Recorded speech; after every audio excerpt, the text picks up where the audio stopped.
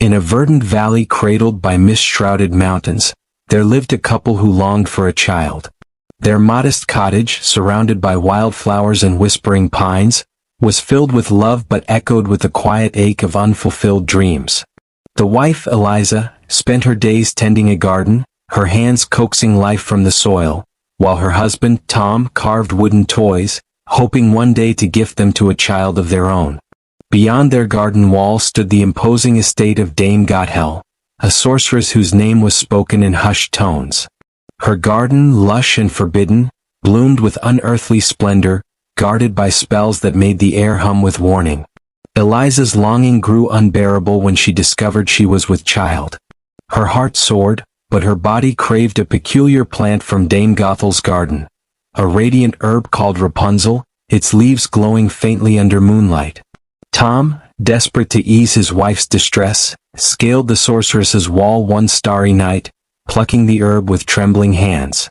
The first theft went unnoticed, but on his second venture, Dame Gothel's shadow loomed before him, her eyes like storm clouds. "You steal my Rapunzel," she hissed, "and for this you will pay a price." Terrified, Tom pleaded for mercy, explaining his wife's condition. Gothel's lips curled into a cold smile. "Your child shall be mine," she declared. "In exchange your wife may eat her fill." Tom, anguished but cornered, agreed, and months later, when Eliza bore a daughter with hair like spun gold, Gothel appeared at their door. She took the infant, naming her Rapunzel, and vanished into the forest, leaving the couple in despair.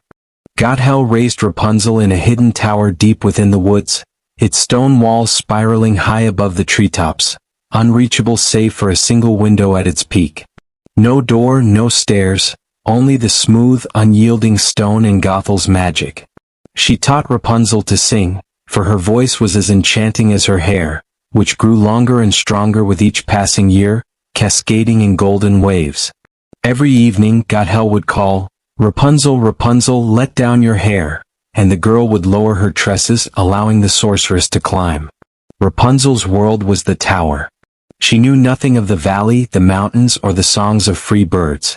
Gothel filled her head with tales of a cruel, dangerous world, where people coveted her hair's magic, a lie Gothel wove to keep her bound. Yet Rapunzel's spirit was not so easily caged. She painted the tower walls with scenes from her dreams, meadows, rivers, and faces she couldn't name. She sang of freedom, her voice carrying through the forest, a beacon of longing. Years passed, and Rapunzel grew into a young woman of 18, her heart a tapestry of curiosity and quiet rebellion.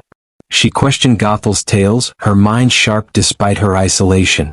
One spring morning as she sang by the window, her voice caught the ear of a wanderer, a prince named Aemon who roamed the kingdom seeking purpose. Drawn by the melody, he followed it to the tower, hidden beneath a canopy of ancient oaks. He saw no door, no path, only the golden braid that shimmered in the sunlight as Gothel climbed. Entranced, Aemon hid, waiting for the sorceress to depart. When dusk fell and Gothel was gone, Aemon stepped forward and called, "Rapunzel, Rapunzel, let down your hair." His voice was warm, unlike Gothel's sharp command. Rapunzel, startled but curious, hesitated. She had never heard another voice call her name. Peering down, she saw a young man with kind eyes and a hopeful smile. Her heart stirred and she let her hair fall. Aemon climbed, his hands gentle on the golden strands, and when he reached the window, Rapunzel stepped back, wary but intrigued. "Who are you?" she asked, her voice trembling with both fear and wonder. Aemon bowed, introducing himself as a traveler who had heard her song. He spoke of the world beyond, villages bustling with life, markets filled with color, and skies where stars danced freely. Rapunzel listened, her eyes wide, her paintings coming alive in his words. Night after night, Aemon returned, climbing the tower to share stories of the world. He brought her small gifts, a feather, a polished stone, a sprig of lavender, and Rapunzel's heart bloomed. She showed him her paintings, her songs, her dreams of freedom.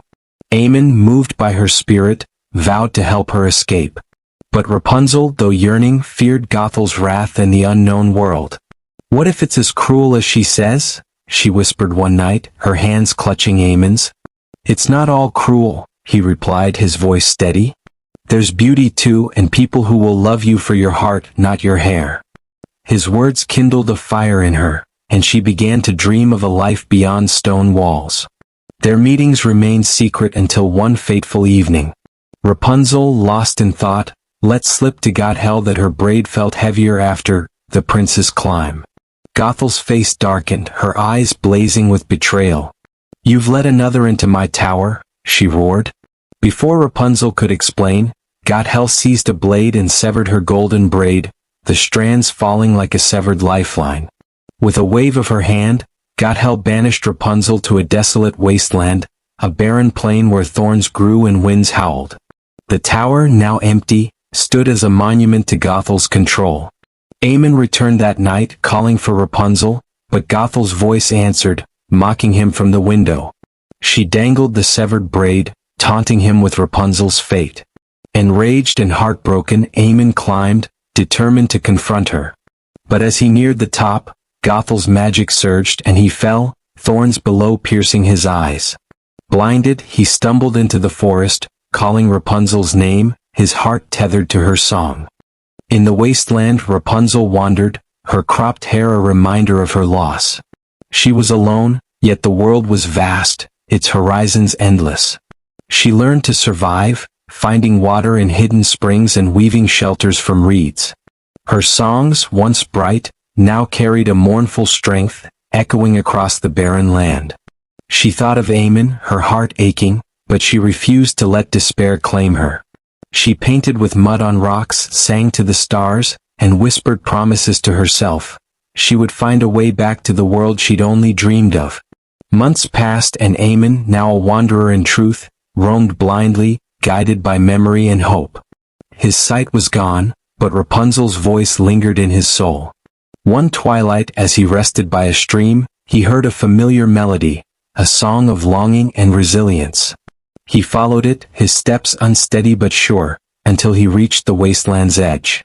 There, beneath a gnarled tree, Rapunzel sang, her voice a beacon in the dusk.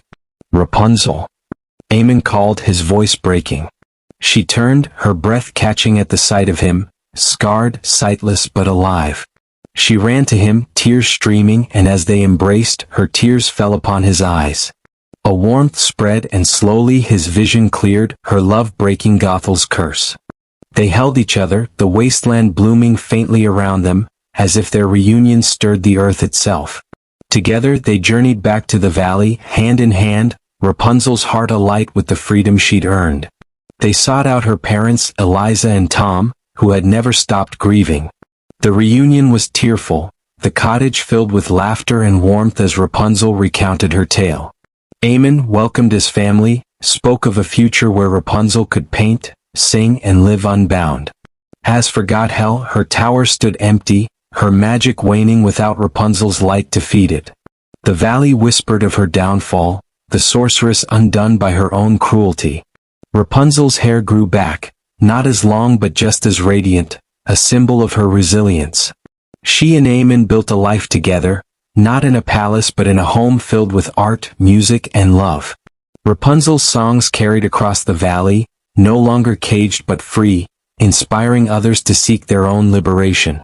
And so Rapunzel's story became a legend, a tale of a girl who found her strength, not in her hair, but in her heart, and a love that defied stone walls and sorceresses' spells.